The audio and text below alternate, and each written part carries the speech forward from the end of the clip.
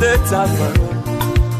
Nous voulons nous unir autour de ces messages. Nous voulons nous unir pas autour des noms. Nous voulons nous unir autour de ta parole.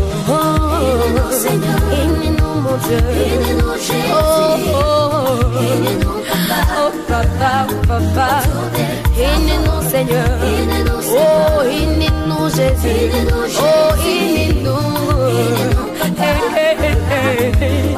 C'est ta parole.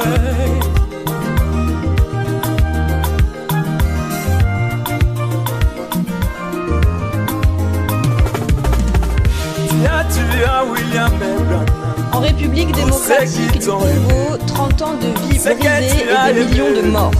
Depuis la Seconde Guerre mondiale, jamais un conflit n'a été aussi meurtrier.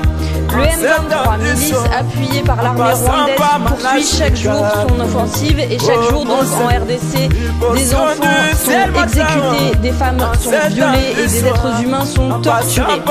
Le pillage du Congo l'a transformé en cimetière. La Commission européenne complice a signé l'an dernier un accord pour faciliter l'importation de minerais rwandais. Mais la majorité de ce minerai, monsieur le Premier ministre, elle vient de l'Est, du pays voisin. Le coltan, l'étain, le cobalt, le tungstène, tous ces minerais ont l'odeur du sang. Il faut un embargo pour que cessent les dividendes de la mort et pour que cessent les aventures criminelles de Total et des autres multinationales engagées là-bas.